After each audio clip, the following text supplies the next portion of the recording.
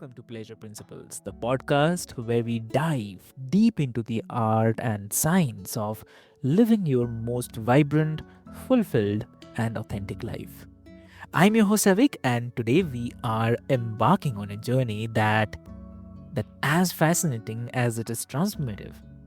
So imagine combining the cutting edge science of blood based nutrition with a holistic approach to fitness that's tailored to your unique psychology, right? Intricate, right? Well, you should be because our guest today is none other than Don Wells. So, welcome to the show, Don. Hey, Avik, thanks for having me. I'm so excited to be here today. You are welcome, definitely. So, dear listeners, before we start delving into today's topic, I'll quickly love to introduce you with Don. So, Don is the whiz of wellness and the only ONLY practicing medical fitness practitioner in the United States. So, her journey from marine discipline to overcoming binge eating disorder to becoming a trailblazer in medical fitness and blood based eating is nothing short of inspiring. And she's here today to revolutionize how we think about health, wellness, and yes, definitely pleasure. Because let's face it, feeling good in your body and your life is the ultimate pleasure principle. What do you say? So let's get started. Welcome to the show again, Don. Yes, thank you. That was awesome. You're absolutely 1000% accurate.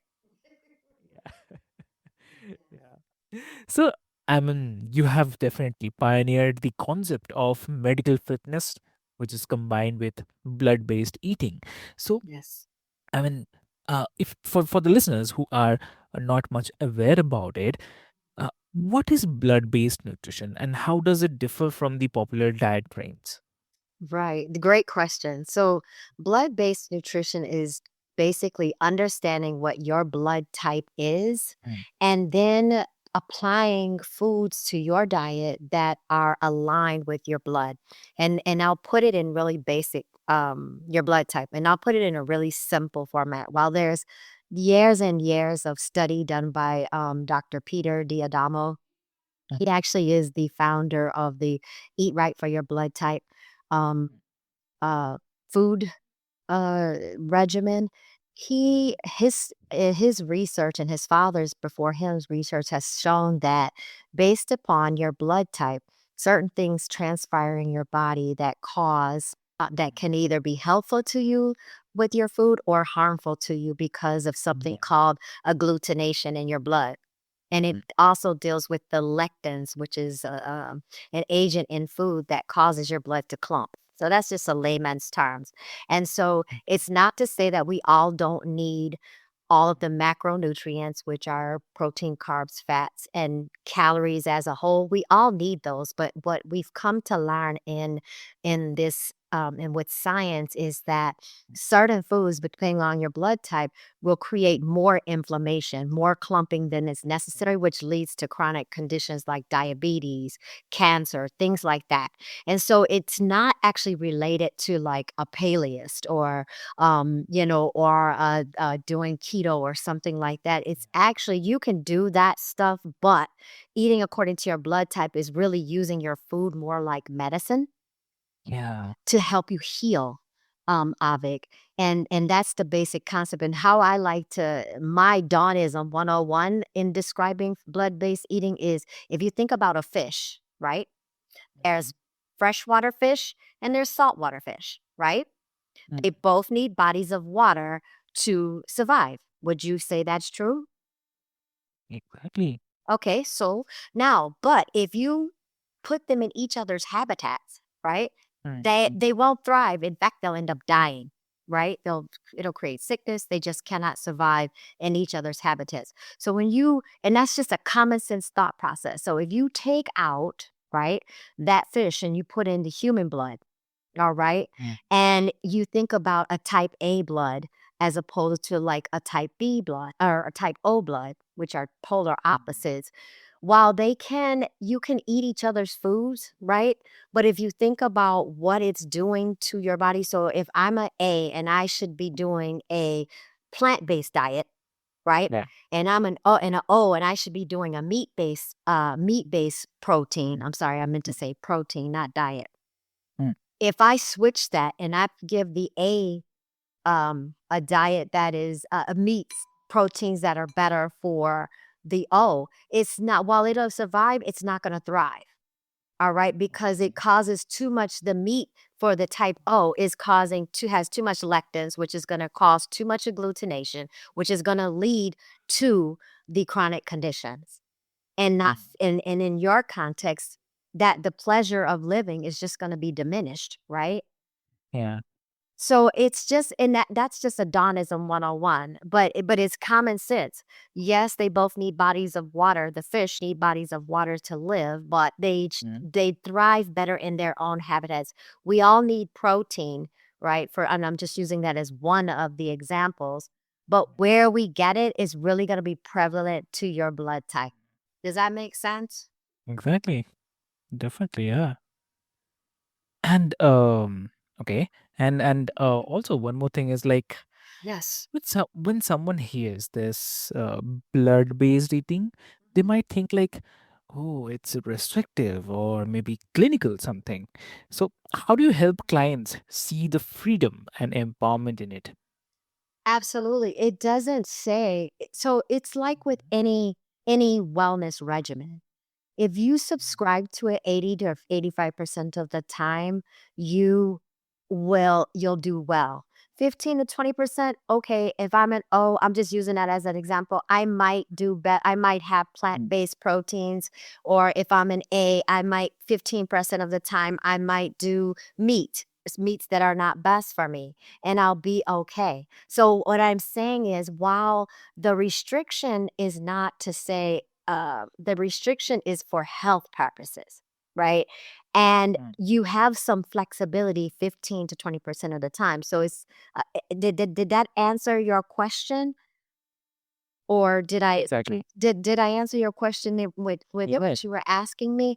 Yes, Yeah. there is some sort of restriction 80% of the time, but you do have some flexibility, which means you still can enjoy some of those things that are maybe not best for your blood type, but it's just um how often that you do it. It's just applying some mild restriction on you again so that you can feel better, which is the whole point of living. We want to feel better because it impacts our quality of life. Exactly. And there's alternatives. So if you're a Mhm. pork eater and pork is not good for you, there's other meats that are not exactly pork but still will give you that same sensation of pork. So that's just to put it in very lay terms, and I hope I answered your question with that Exactly. explanation. Yeah. And I definitely love this approach is rooted in individuality. Like it really aligns with our theme of embracing what uniquely brings us joy. Definitely. Yes. It's understanding what your Mm. pleasures are and Yeah. maybe doing it in a different way that's going to be more Mm. beneficial to you. It's not to look at it, it's really about mindset, which is something else that you teach about, Mm. right? It's all about mindset. What is the purpose of your food? Are we eating it for to live or are we living to eat? And then understanding that the pleasure what's the purpose of me consuming this food? And if it's for pleasure, do I have to have this particularly or can I do this in a different way? Mm. So it's just retraining your thinking so you don't feel like you're being restrictive. Yeah, exactly. So, I mean, you are a big advocate for the medical fitness. So, how do you define it? I mean, why is it so impactful for managing the chronic conditions? Because let's start with prescription medications. They are a means to an end of it, meaning when a doctor gives you a drug, unfortunately, most people tend to use that for the rest of their lives. They don't understand the mindset that this drug is not healing me. It's only treating the symptoms of my chronic condition. With medicine, and fitness, excuse me, with fitness and nutrition being your medicine, that is actually what was designed for us to use as our means to healing ourselves. In fact, a lot of the healing, the chronic conditions that we have, we wouldn't have if we would be Okay. more conscientious of the food that we eat. And so when we think about fitness in particularly, there are certain, the first thing we think, the doctor says we're overweight, so we want to go exercise, right? But there's not all exercise programs are meant for all chronic conditions. And in fact, Avik, some fitness regimens can trigger and worsen your chronic condition.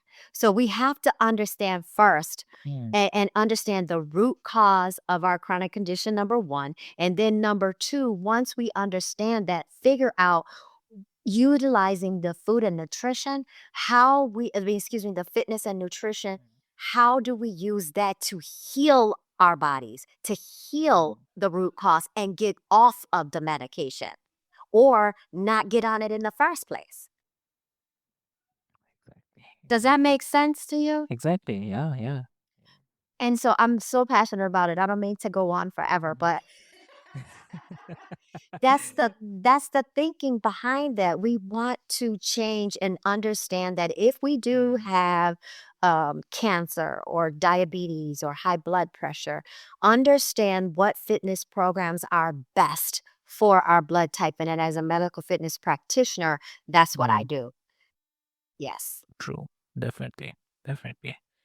So, uh, you, I mean, you are known for your holistic approach to the wellness, mind, body, spirit. So, if you can share a success story that illustrates the integration in action. There's hundreds of them, but I'll share one in Okay. particular of a Okay. patient that came to me. She was at the time 45 years old, and she was super morbid, obese. She weighed 400, I think 416 pounds, and that is not even the biggest issue. She had every sickness to her body, Mm, Avik, that you can imagine, and I mean everything: diabetes, high blood pressure, hot mm, chronic conditions. She had injuries. She had everything. She could not even walk across the room without being winded because her body was basically shutting down.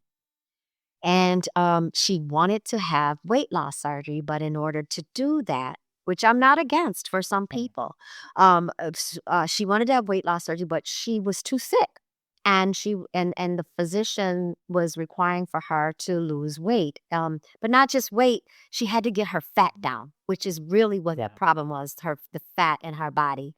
And so, she didn't know what to do. And obviously, she could not just go out and join a boot camp Mm, because her body wouldn't sustain that. So we started with a holistic approach. First, I found out her blood type. We did a full analysis of her, and then um, did a few fitness assessments on her, mild fitness assessments to figure out what was mm, going on with her. We also required a referral for her from her physician. She okay. can't just come and be treated by me. You have to get because I do work with your physician and other healthcare professionals to heal you. So anyway, we did all of that, and fast forward 6 months later. 6 months later, Mm, and I also required her to get that mindset together. So, because you can't just come in, right? You can do the work, but if your mindset has not been adjusted in order to understand why you're doing this, then it's not going to be successful. So, we worked on all of those things. And mm, 6 months later, she was down about 70 pounds. She no longer was diabetic. She also was no longer had high blood pressure. okay. She still had some high cholesterol, but we were working towards that. And she still wanted to have the surgery, which she did. After the Mm, surgery, she then came back to me mm, once she was cleared from her. With her from her doctor, and we continued to work. And by the end of that first year, after she had had her surgery, she had 6 months. She came back, and then let's say a year and a half into the program, Um, she was down well over 150 pounds, but her fat, she lost, I am not joking, 30% body fat and gained 20% lean muscle because it takes more effort to put on muscle than it does to just lose fat. You don't it takes time for muscle to build and Mm. recognize really what you're doing. She was healed, no longer high cholesterol. She has fibromyalgia, but that was dormant. With fibromyalgia, you're not supposed to exercise over 30% Yeah. of your physical capacity. She was working at 70 to 80. I have a video of her. She had done 100 sit ups, 100 sit ups. Wow. And we don't normally do sit ups, but with her, she wanted to test the waters with that. She had done 100 sit ups. Never in her life had she done a sit up, by the way. She had never. She was doing 50 push-ups, 50 My God. cons consecutively, Wow. 50 push-ups. It was it's just amazing. And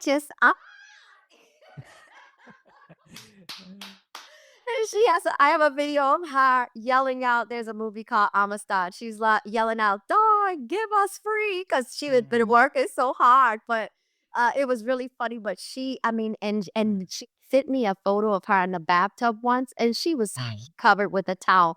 But she's like, "Dawn, I never could get in the tub without it running over." So now we're talking about regular lifestyle stuff, Avik. Mm. Wow. And That's we didn't use fantastic. and no drugs. No drugs. Oh. Mm. No drugs. Oh.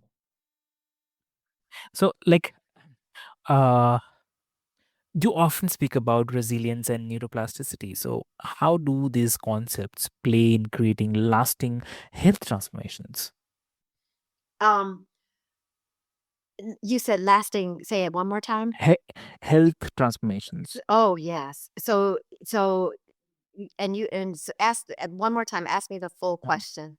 Okay. So, I was just saying, like, you talk about the resilience and neuroplasticity. So, how both of these play into kind of creating lasting health transformation. Yeah, so you have to if you're mainly around mindset, correct? Hmm. Are you talking about around mindset? Um, you can say yes. You can say. So the first thing is that the first thing with any health journey, be it spiritual, be it physical, be it internal, whatever, you have to have a mind transformation. You have to understand why I'm doing this, right? And hold on to your why and understand that it takes time, right? This was not done I didn't get this way in one day and I won't get out of this. This is not a it's not like a get rich quick scheme. This is Mm. about investing in yourself and your life and your quality of life for the rest of your life. Mm. And change your thought process such that it is um change your thought process so that it understands that um you must you this it takes time, right? Exactly. And you do it one step at a time, day by day, as opposed to looking at it over a long term. Oh, I need to lose weight by this amount of time. That's not the goal here. The goal is to heal, and you have to heal from inside first. And it always is going to start in your brain. Exactly. It's Exactly. always gonna. You have to be aligned here first. This is the driver, right? Very true. Yeah. This Exactly. I is the totally agree. driver. Spirituality, all of it. This is the driver. Whatever it is, I don't care if you believe in God or Allah or whatever. You have to understand there is a higher power first. Understand what your higher power is. Understand and then apply that to your mentality and what your higher power belief system is, why you are here on this planet, and understand your purpose. If you understand Yeah. purpose, it won't be so hard to heal yourself. because you know you have things to do. Mm, very true. Yeah, exactly. Lovely. Great. Great. So that's incredible conversation. I hope that I answered your question, Very true. Very truly. good. I hope I answered it. It goes far beyond the food and the Uh-huh. fitness. Our Yes. far beyond that. Exactly, exactly. I totally agree, and it's really an incredible conversation. And the listeners of today's episode has resonated with you. I challenge you to take one insight from uh, Dawn and put it into an action. Whether it's exploring the concept of blood-based eating, or maybe reframing how you think about fitness, or simply embracing the pleasure as a vital part of your health journey. And do not forget to follow us on your favorite podcast platforms and share this episode with someone who needs to hear it. And always remember, the path to a pleasure is personal, transformative, and entirely yours to create. So, and until next time, stay curious, stay joyful, and keep embracing the principles of the pleasure. So, thank you so much. Thank you.